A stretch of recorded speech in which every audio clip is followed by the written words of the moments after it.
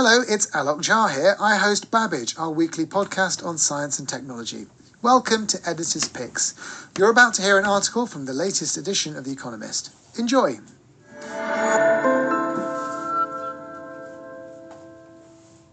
The tics started when Jessica Whitson was only 12 years old.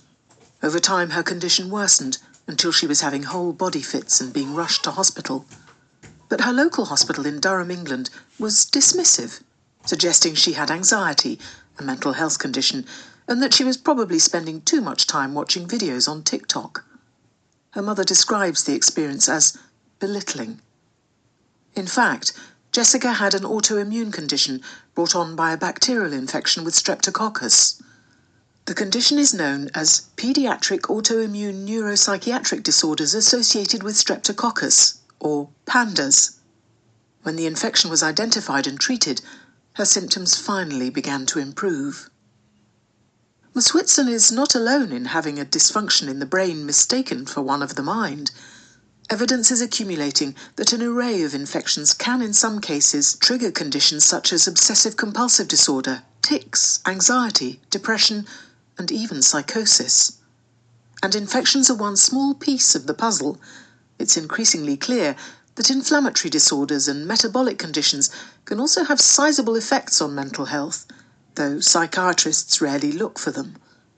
All this is symptomatic of large problems in psychiatry.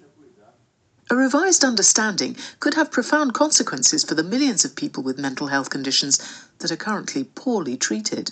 For example, over 90% of patients with bipolar disorder will have recurrent illness during their lives.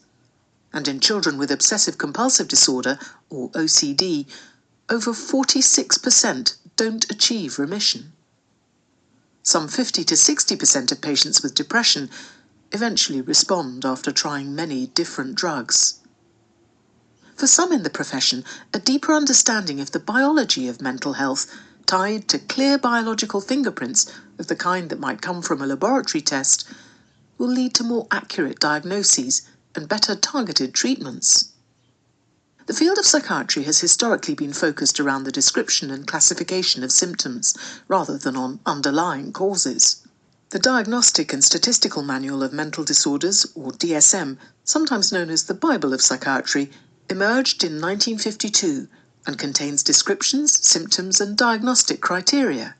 On the one hand, it's brought helpful consistency to diagnosis, but on the other, it's grouped patients into cohorts without any sense of the underlying mechanisms behind their conditions. There's so much overlap between the symptoms of depression and anxiety, for example, that some wonder if these are actually even separate categories of illness. At the same time, depression and anxiety come in many different subtypes. Panic disorder with and without agoraphobia, for example, are distinct diagnoses, not all of which may be meaningfully distinct. This can lead to patient groups in drug trials being so diverse that drugs and therapies fail simply because the cohort being studied has too little in common. Previous attempts to find causal mechanisms for mental health conditions have run into difficulty. In 2013, the National Institute of Mental Health, an American government agency, made a heroic gamble to move away from research based on the DSM's symptom-based categories. Money was funneled into basic research on disease processes of the brain, hoping to directly connect genes to behaviours. Some $20 billion of new research was funded, but the idea failed spectacularly. Most of the genes uncovered had tiny effects. Alan Francis, a professor of psychiatry at Duke University, calls the search for such biomarkers a fascinating intellectual adventure, but a complete clinical flop. Genes alone are clearly not the answer.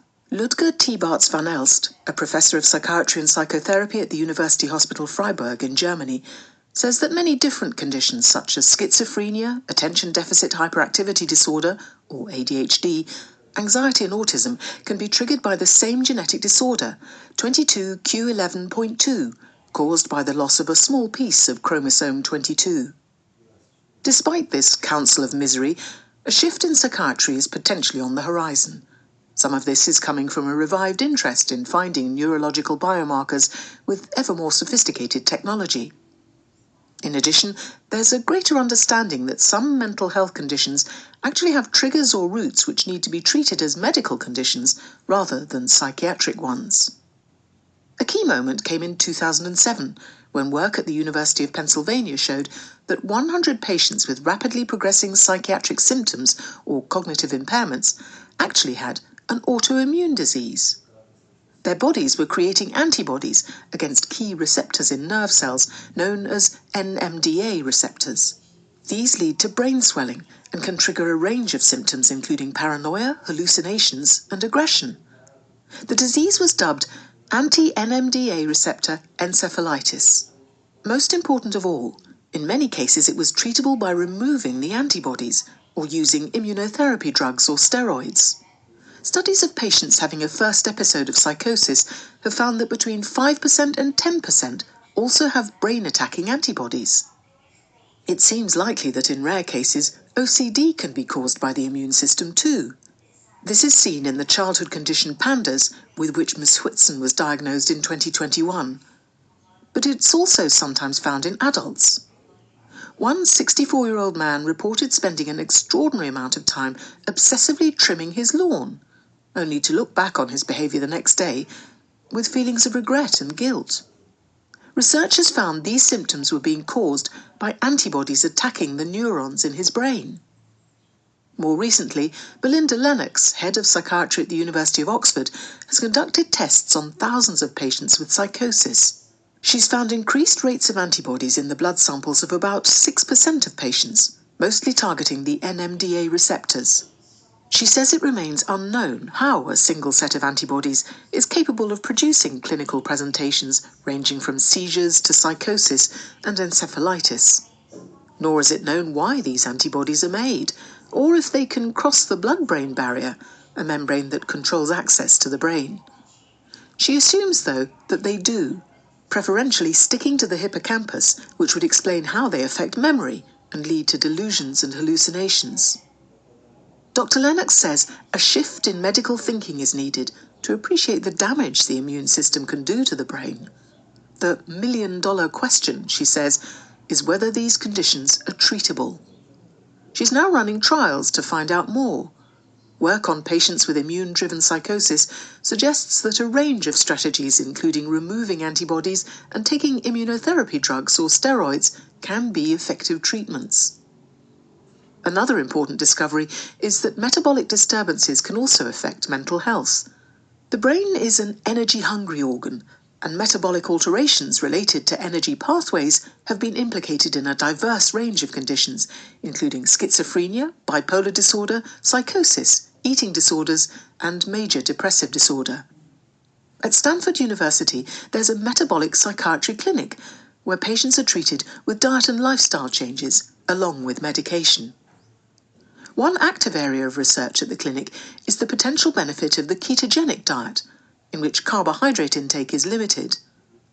This diet forces the body to burn fat for energy, thereby creating chemicals known as ketones, which can act as a fuel source for the brain when glucose is in limited supply.